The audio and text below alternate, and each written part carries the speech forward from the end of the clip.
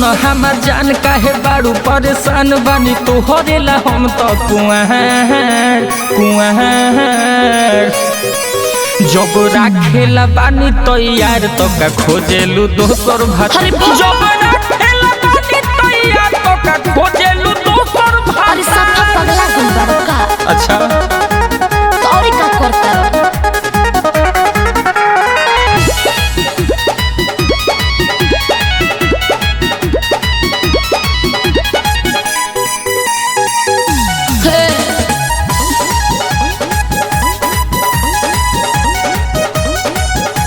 सुनो तो बड़ो हमारा गाँवे घर के होए परेशानी। अरे बुझो हम तो मान ले हम तोहर बतिया समझ नहीं मानी। अरे जान अरे बुझो ना।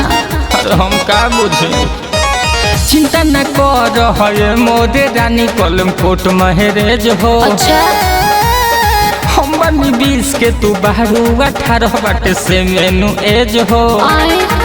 हम पे करो विश्वास खाली रह तोहरे पास दे हम तोहरा के ज्यादा हम प्यार।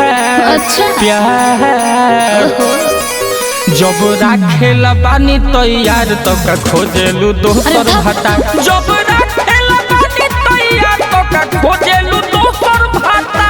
सठिया कोई बड़का माने हम तो ठीक बनी ठीक नु कहते रे साथ रह गई।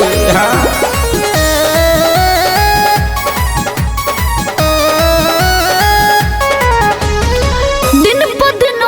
छोड़ा तो पानी चढ़ल जवानी दिक्कत न हो गया है पूछो ना हाल हम बानी बेहाल बढ़ल परेशानी। अब क्या बताएं